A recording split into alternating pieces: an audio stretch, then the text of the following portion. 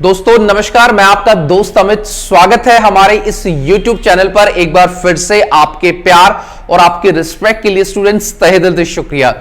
Guys, आज की इस वीडियो में हम लोग बात करेंगे कि जो बच्चे बैचलर ऑफ एजुकेशन हरियाणा की चौधरी रणवीर सिंह यूनिवर्सिटी से, महर्षि दयानंद यूनिवर्सिटी से या फिर कुरुक्षेत्र यूनिवर्सिटी से, बाकी किसी भी यूनिवर्सिटी से अपना बैचलर ऑफ एजुकेशन या फिर कोई भी कोर्स कर रहे हैं, तो अभी मेरे पास सडनली जब बच्चों का CRSU का रिजल्ट यानी कि चौधरी रणवीर सिंह यूनिवर्सिटी का जो रिजल्ट आया है, उसके बाद व्हाट्सएप पे मेरे पास कमेंट की जो संख्या है वो डबल हो गई है और काफी बच्चों के रिजल्ट के साथ क्या है, यूनिवर्सिटी ने छेड़छाड़ की है। अब बहुत सारे बच्चे, मुझे भी पता है कि वो बहुत इंटेलिजेंट है, काफी अच्छे नंबर उन लोगों के आने चाहिए थे, बट काफी बच्चों का किसी में 10 नंबर, किसी में 5 नंबर और किसी पेपर में उसको फेल कर दिया गया है, जिसके कारण बच्चों को दोबारा से क्या है, अपना रीअपीयरमेंट का एग्जाम देना पड़ेगा। अब यहां पर इस प्रकार की कोई भी सिस्टम जब क्रिएट होता है बच्चों के लिए, तो वहां पर बच्चों के पास मोटे मोटे 2 ऑप्शन होते हैं, जैसे कि आप मेरे पीछे स्क्रीन पर देख रहे हैं। पहला कौन सा होता है आपका, रीचेकिंग का, और दूसरा होता है आपका रिवॉल्यूशन का, और तीसरा एक और फंडा मैं आपको बताऊंगा जो इन दोनों ऑप्शन से क्या ज्यादा कारगर है, जो आपके रिजल्ट के लिए काफी इफेक्टिव रहेगा और उसमें आप 101% क्या सेटिस्फाई हो जाओगे। क्योंकि मैं इसलिए ये बात इसलिए कर रहा हूं स्टूडेंट, क्योंकि जो फर्स्ट जो आपका पॉइंट है रीचेकिंग का और दूसरा रिवॉल्यूशन का, पहले हम इसके पॉइंट्स को थोड़ा सा डिस्कस कर लेते हैं कि काफी बच्चे का मेरे पास कमेंट्स आ रहा है कि सर मेरा रिजल्ट फेल हो गया या मेरे नंबर कम आए हैं, तो मैं रीचेकिंग या रिवॉल्यूशन का फॉर्म भरूं तो क्या फायदा इसका हो सकता है, मुझे भरना चाहिए कि नहीं भरना चाहिए। तो सबसे पहले गाइस हम लोग देख लेते हैं कि भाई रीचेकिंग का मतलब क्या होता है। जैसे आपको पता चल रहा होगा गाइस कि री का मतलब क्या है, दोबारा से, और चेकिंग का मतलब दोबारा से चेक करना है। यानी कि जो आपका एग्जाम है, मान लो सपोज करो जब आप अपनी एक अमाउंट जो भी यूनिवर्सिटी आपसे ऑनलाइन या डीडी के रूप में या चालान के रूप में आपसे मांग रही है, और उसके बाद आपने एक ऑनलाइन फॉर्म डाला कि मुझे अपना पेपर को रीचेक कराना है। रीचेक का मतलब क्या है कि कई बार क्या होता है, मैंने आपको कल सिस्टम सिनेरियो बताया था कि पेपर बहुत जल्दी जल्दी चेक किए जाते हैं और मैक्सिमम पेपर चेक करने की क्या है, एक होड़ लगी रहती है। तो वहां पर यूनिवर्सिटी ये चेक करती है कि जिस भी लेक्चरर ने, जिस भी इंसान ने आपका जो एग्जाम है उसको चेक किया है, तो वहां पर कुछ छूट तो नहीं गया है। वो भी एक प्रकार की फॉर्मेलिटी होती है गाइस, मैं इंटरनली बात आपको ये चीज बता रहा हूं, मोटा मोटा चेक कर दिया जाता, नहीं भाई सारी चीज चेक होगी। उसके बाद एक ऑप्शन और भी आता है आपका रीचेकिंग में, तो क्या है कि आपका पेपर कोई चेक हुआ है या नहीं हुआ है, कुछ छूटा है या नहीं छूटा, ये सारी चीज उसमें चेक की जाती है।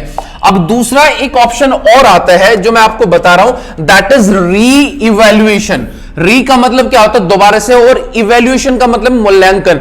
यानी कि बाय चांस कई बार क्या होता है कि मान लो आपके 22 नंबर आ गए, आपके 24 नंबर आ गए, आपके 10 नंबर आ गए, तो कई बार आपका पेपर जो चेक हो गया होता है, बट जो नंबर आपके क्वेश्चन में वहां पर मेंशन किए गए हैं, टोटल नंबर में क्या वो काउंट नहीं किए जाते।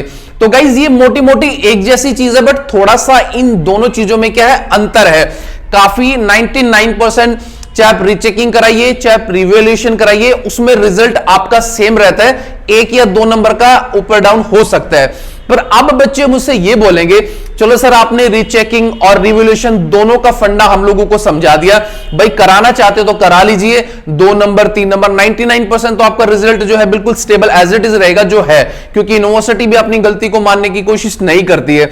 अगर 1% आप लोगों का लक अच्छा है या सच में कोई प्रॉब्लम है, तो उसमें 1 या 2 नंबर अप एंड डाउन कर दिए जाते हैं। अब तीसरा जो ऑप्शन आता है, काफी बच्चे बोलेंगे चलो सर ठीक है, हम लोगों ने ये बात भी आपकी मान ली, बट रीचेकिंग रिवॉल्यूशन सेम है दोनों, उसमें पैसा दे या ना दे एक अलग बात है। तो तीसरा जो सबसे बड़ा एक ऑप्शन आप लोगों के पास आता है, वो ऑप्शन है आपका RTI का। गाइस RTI का है राइट टू इंफॉर्मेशन। क्या है, राइट टू इंफॉर्मेशन।